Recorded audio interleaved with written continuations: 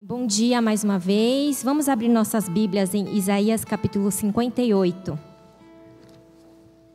versículos 1 a 5. Isaías 58, versículos 1 a 5. Grite alto, não se contenha, levante a voz como trombeta. Anuncie ao meu povo a rebelião dele e à comunidade de Jacó os seus pecados. Pois dia a dia me procuram, parecem desejosos de conhecer os meus caminhos, como se fossem uma nação que faz o que é direito e que não abandonou os mandamentos do seu Deus. Pedem-me decisões justas e parecem desejosos de que Deus se aproxime deles. Por que jejuamos, dizem, e não o viste? Por que nos humilhamos e não reparaste? Contudo, no dia do seu jejum, vocês fazem o que é do agrado de vocês e exploram os seus empregados. Seu jejum termina em discussão e rixa e em brigas de socos brutais. Vocês não podem jejuar como fazem hoje e esperar que a sua voz seja ouvida no alto. Será esse o jejum que escolhi? Que apenas um dia o homem se humilhe, incline a cabeça como junco e se deite sobre pano de saco e cinzas? É isso que vocês chamam jejum? Um dia aceitável ao Senhor? Entre os 5 livros que a Exame recomenda para que todo líder leia nesse ano de 2014, tem um livro que se chama Capitalismo Consciente. Um dos seus autores é co-CEO daquela rede de alimentos orgânicos nos Estados Unidos, famosa Whole Foods Market, né? E é muito interessante esse livro, eu recomendo aos irmãos que são empresários, donos de negócios, profissionais, pais e mães que lideram uma família, porque ele traz princípios muito interessantes, muito bíblicos, inclusive, embora não seja um livro que tenha aí uma editora evangélica. Ele defende, nesse livro, que o capitalismo ele não é ruim em si mesmo. A tese dele é que o capitalismo é uma realidade que funciona e que a qual nós precisamos nos adaptar.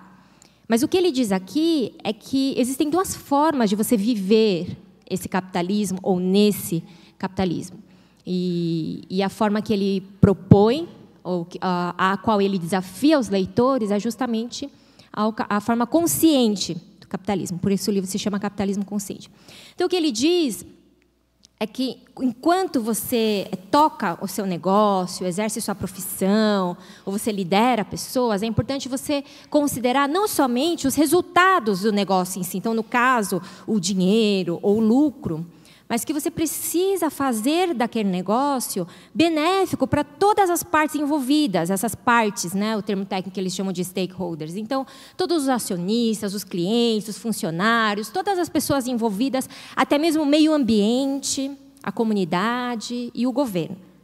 E que se você administra ou exerce a sua profissão dessa forma, se preocupando em como aquilo pode beneficiar o máximo de pessoas possíveis, todas as pessoas envolvidas naquele negócio, então você vai estar cultivando um capitalismo consciente.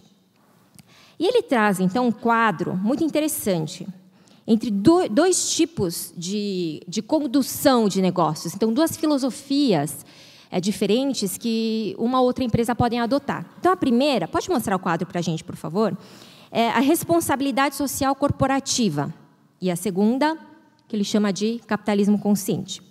Então, eu vou ler aqui essas definições, essa comparação, e logo mais eu já vou explicar.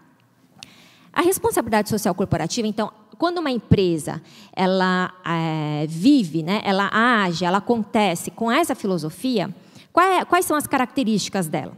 Então, a responsabilidade social ela independe da finalidade da empresa.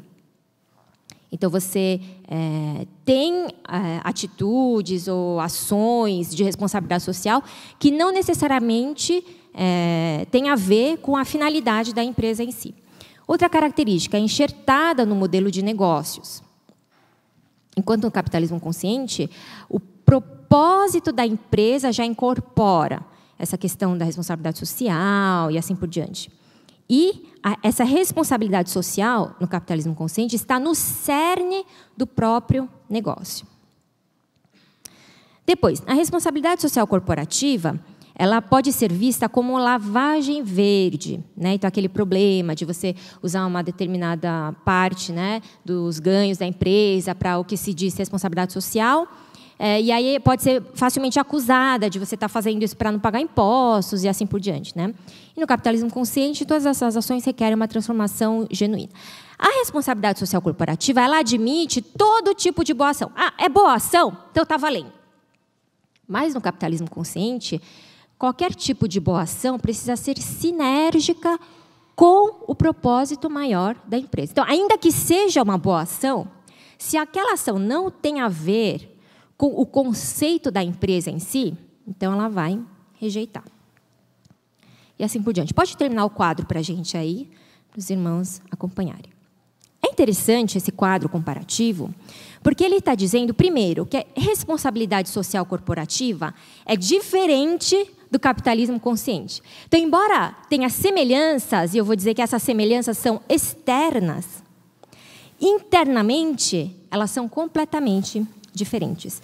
Porque o que o autor trata e o que esse quadro comparativo trata é justamente do problema da essência da coisa. Então, não adianta você ser uma empresa que vende um determinado produto, que é um produto ilegal, por exemplo, mas aí você dá uma forçada de barra, sim, para limpar a sua imagem e você acrescenta nas atividades da empresa algum tipo de ação social, alguma coisa que expresse essa sua preocupação com o meio ambiente. Mas o que ele está dizendo é que isso não é capitalismo consciente. Porque para você ser uma empresa consciente de fato, o cerne do negócio precisa passar por um filtro. E, a partir daí, ser o próprio produto, o próprio serviço, o próprio jeito do negócio ser e acontecer, ele mesmo precisa estar comprometido com princípios e valores. Então, é uma questão de essência. Hoje, no próximo domingo, eu gostaria de compartilhar, então, justamente esse assunto, a questão da essência dos nossos trabalhos, das nossas profissões, da nossa vida diária, como estudantes e dos nossos relacionamentos. Da nossa vida que acontece fora dessas quatro paredes. A partir de amanhã, segunda-feira, terça, no nosso ambiente de trabalho, nos nossos relacionamentos com funcionários, amigos da faculdade, na nossa família e assim por diante. Porque pode ser que haja essa dicotomia de valores e sentidos. Pode ser que alguns de nós estejamos vivendo o que a gente diz, na linguagem popular, uma vida dupla. Então, dentro da igreja, como cristãos, nos encontros com cristãos, a gente vive uma vida, professa determinados valores, mas fora da igreja, que, na verdade, corresponde a mais de 90% da nossa vida real,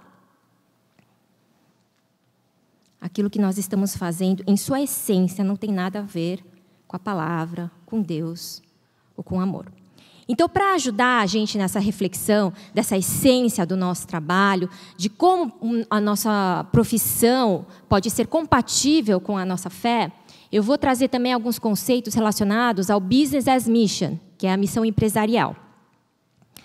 Quando falamos sobre missão e negócios, sobre como que o nosso trabalho interage com a nossa fé, como deveria interagir, quando a gente estuda esse assunto, existem três grandes definições, três grandes formas principais do nosso trabalho dialogar com a nossa fé, ou dos nossos negócios dialogarem com missão. Primeira forma é o que é chamado de negócios e missão. Então, é o Business and Mission. Então, algumas pessoas, alguns de nós, talvez estejamos vivendo esse tipo de cristianismo. Talvez negócios e missão, fé e trabalho em nossas vidas diárias estejam interagindo dessa forma, com esse E no meio. Então, eu tenho o meu negócio, eu tenho a minha profissão, eu tenho a minha vida e eu também faço missão, participo e sigo. Mas são dois elementos distintos um do outro. Qual é o perigo dessa postura? É justamente esse, a gente lidar com esse negócio de negócios e missão, fé e profissão dessa forma. Negócios, negócios, missão à parte. Então, negócio é uma coisa. O que acontece na minha vida na segunda-feira é uma coisa. O que acontece na minha vida, como eu ajo no domingo dentro da igreja, é outra coisa. Fé é uma coisa. Quando eu vou na fazenda, o meu discurso. Agora, como eu falo com meus funcionários no trabalho, isso é outra coisa. O produto que eu vendo, o serviço que eu presto, isso não tem nada a ver com o meu serviço lá no Ministério Educacional da Igreja, no Ministério de Missões, Ministério de Boas-Vindas e assim por diante. Então, a gente acaba separando e criando duas vidas diferentes, com valores e sentidos completamente opostos. E aí eu queria aproveitar aqui, já que a gente está em época de prova, de Copa, e fazer um apelo aos irmãos. Porque não existe futebol e Jesus à parte. Ou fé, cristianismo e Jesus à parte. A gente é cristão, então Jesus habita em mim. Amém, irmãos? Então o caráter dele, o meu modo de falar, de pensar, de torcer, precisa também glorificar a Deus. Amém?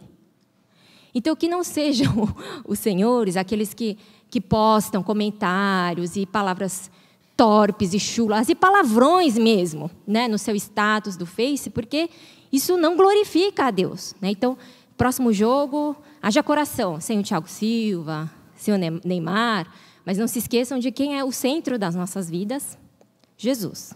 Amém? Não. O segundo, então, grande tipo de interação que pode haver entre negócios e missão, trabalho e fé, é o que é chamado de business for mission. Então, é negócios para missão. E esse é o típico exemplo de como negócios e missão, trabalho e fé interagem na concepção, na cosmovisão e no modo de vida da nossa primeira geração, nossos pais, avós. Justamente, são vários os motivos, mas um dos principais era a dificuldade da língua, da cultura. Então, aqui, como imigrantes, o que eles entendiam como missão era isso. Você trabalha muito, ganha muito dinheiro e oferta muito para missões. Trabalha, ganha muito dinheiro e sustenta os missionários.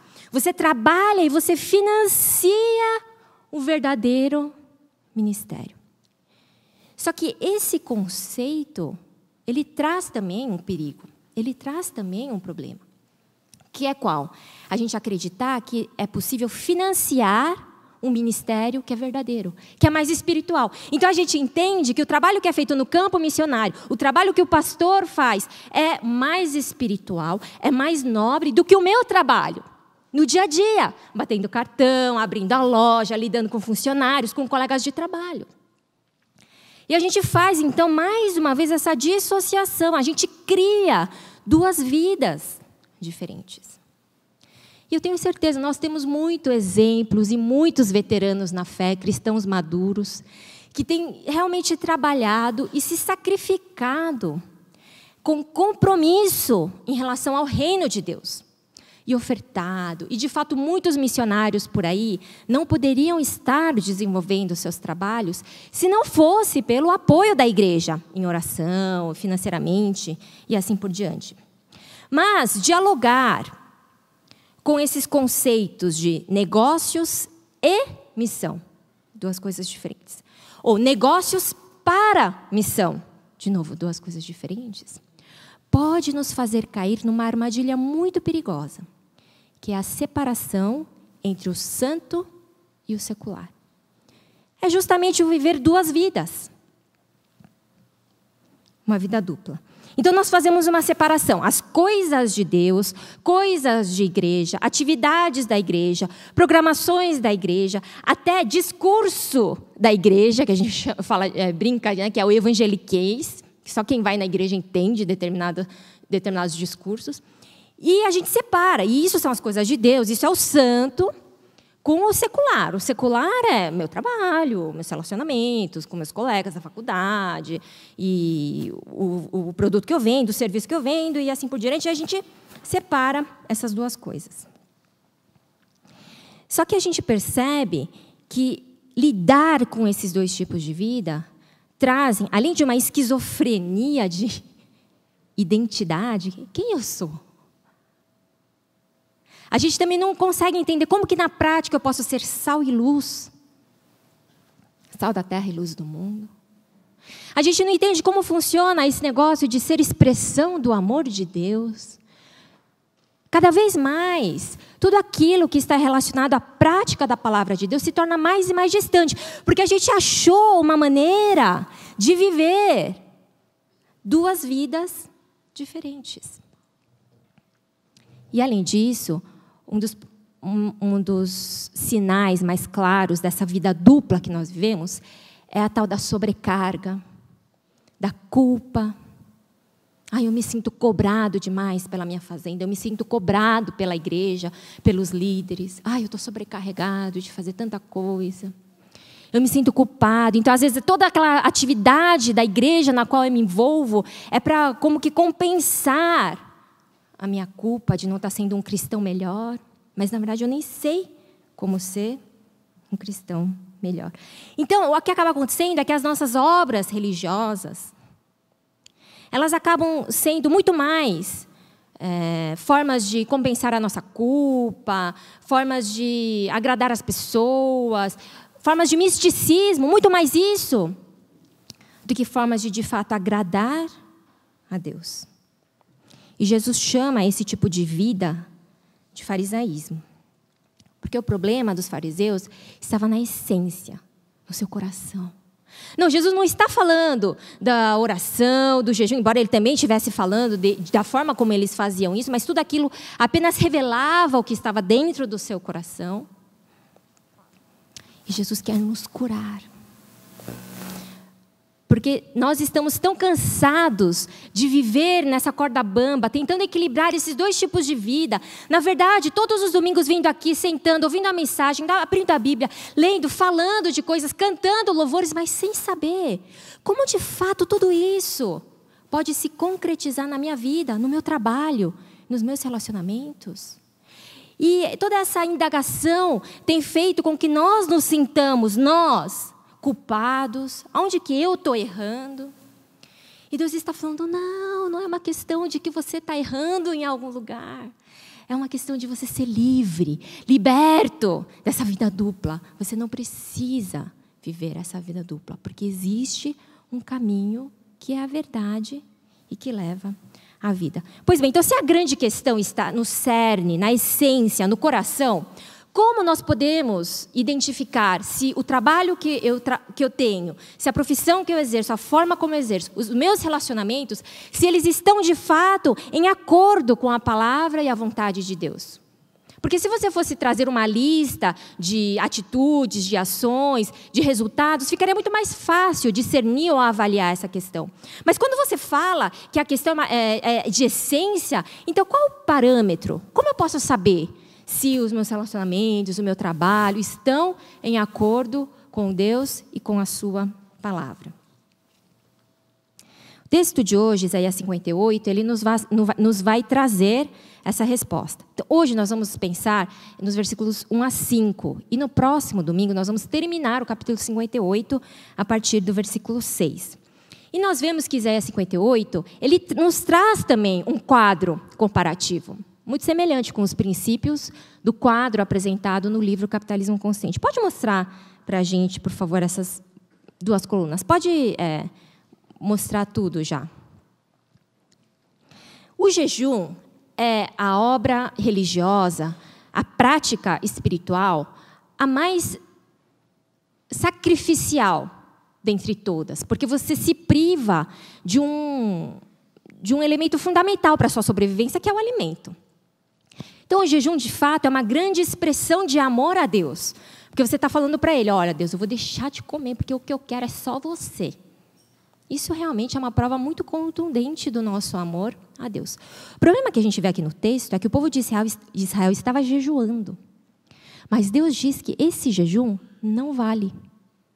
Que para Ele, aquele jejum é inaceitável. Então, qual era o problema? Era o jeito que eles estavam jejuando? Não parece que era.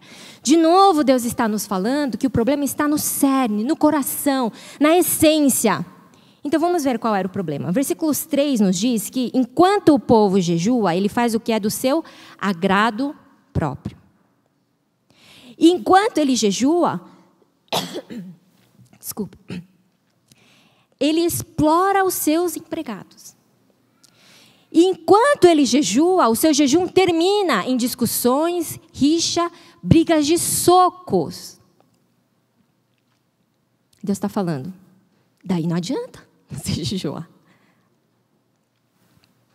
Então, como deve ser o jejum que é aceitável a Deus? A gente vai ver mais para frente nos versículos que a gente vai estudar no próximo domingo, mas já adiantando, versículos 10, 6 e 7, ele diz assim, olha o comparativo, que nós seremos aceitos por Ele e nós seremos abençoados por Ele quando nós vivermos uma vida com renúncia própria, em oposição a jejuar para o seu próprio agrado. Quando vivermos uma vida de justiça e libertação. Libertação assim, quando a gente traz libertação na vida do outro. E quando nós partilhamos, abrigamos, vestimos e ajudamos o necessitado. O problema que o profeta aponta aqui é justamente a incoerência. Então é assim, eu jejuo expressando o meu grande amor a Deus. Mas ao meu próximo, eu não estendo a mão. Eu não só não estendo a mão, como eu brigo com ele. E eu exploro ele. E o que Deus está dizendo? Que coisa doida é essa? O mandamento é um só. Amar a Deus e ao próximo. Então, o que Deus está nos ensinando aqui é que nós precisamos, sim, amá-lo de todo o coração, alma, força e entendimento. E, na mesma medida, amar o nosso próximo. Vocês não podem jejuar como fazem hoje e esperar que a sua voz seja ouvida no alto. Deus está dizendo, vocês fazem um grande sacrifício para mim, mas vocês não estão vivendo de fato no dia a dia uma vida de sacrifício pelo próximo, sacrificando o seu ego, sacrificando o seu conforto, sacrificando os seus valores, a sua autojustiça. E então essas palavras me fazem lembrar de Mateus 25, 31 a 46, o grande julgamento, quando Deus vem e aí Ele vai chamar para se assentar à sua direita, os cordeiros, os carneiros à sua esquerda, os bodes, e aí Ele vai dizer, vocês não vão aos bodes vir e participar do meu banquete, porque quando eu estava nu, vocês não me vestiram, quando eu estava preso, vocês não me visitaram, quando eu estava com fome, vocês não me alimentaram. E aí eles vão dizer, Jesus, mas quando que você estava preso, que ninguém me contou, não anunciaram lá no aviso da igreja? Não, se eu tivesse visto o senhor preso, eu tinha ido visitar. E Jesus vai dizer o quê? Quando vocês deixaram de fazer isso a um dos meus pequeninos, vocês deixaram de fazer isso para mim. Quando a gente fala que a nossa vida, a razão da nossa vida é Deus, e Deus é amor. Quando a gente diz que o grande mandamento é amar a Deus de todo o coração, está intrínseco a esse valor o amar o próximo. E é interessante, tanto em Isaías 58 quanto em Mateus 25, que a falta, o erro, o pecado que vai condenar aqueles que serão condenados, não está diretamente ligado à prática e desenvolvimento de espiritualidade individual. Então, você não vê Deus falando, você tinha que ter jejuado mais, você faltou no culto, você só chega atrasado no culto. Puxa, mas aí você não leu a Bíblia 500 vezes na sua vida, na terra. É interessante notar que a falta que vai ser determinante para condenar os que são condenados, que são desaprovados por Deus, é a forma como nós amamos ou não amamos o nosso próximo. Então, a incoerência não está em jejuarmos e jejuarmos mal, mas em expressarmos nosso amor a Deus, por meio do jejum, enquanto não amamos o nosso próximo de nenhuma forma. É sobre isso que o apóstolo João estava falando em sua primeira carta, capítulo 4. Ninguém jamais viu a Deus. Se amarmos uns aos outros, Deus permanece em nós e o seu amor está aperfeiçoado em nós. E se alguém afirmar, eu amo a Deus, mas odiar a seu irmão, é mentiroso. Pois quem não ama a seu irmão, a quem vê, não pode amar a Deus, a quem não vê. Ele nos deu este mandamento. Quem ama a Deus, ame também seu irmão.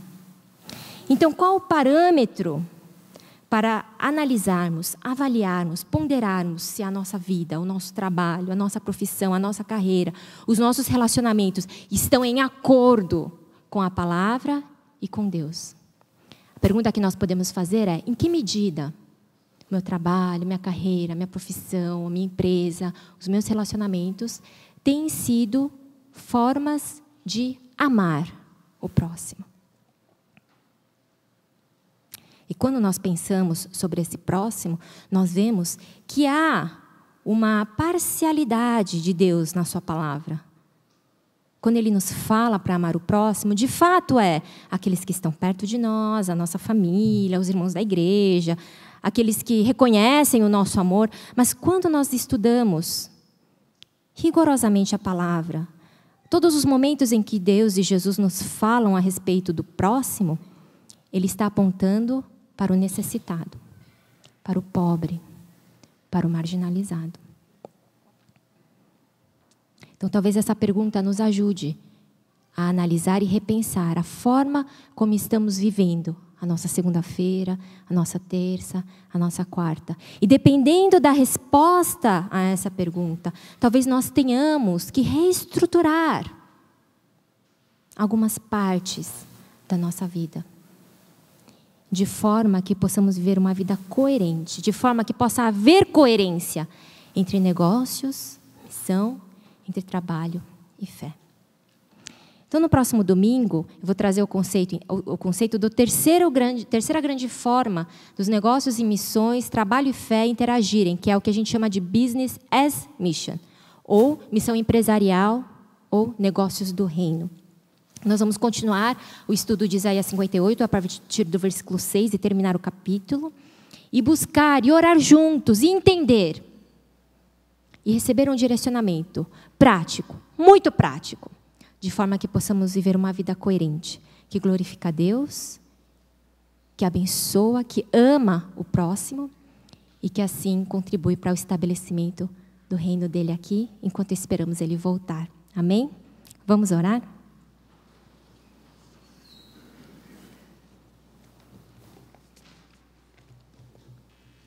Gostaria de ter um minuto de oração para refletir sobre a palavra que Deus nos traz nesta manhã. Então, a pergunta que precisamos fazer é: quanto amor eu consigo identificar na minha empresa, na forma como eu lido com os funcionários, no produto que eu vendo, no serviço que eu presto, nos meus relacionamentos também na minha família, na faculdade, fora da igreja, onde nós vivemos a nossa vida real, mais de 90% dela. Quanto amor eu consigo identificar? E a grande verdade que o apóstolo João nos fala é que nós só podemos amar quando nós recebemos esse amor.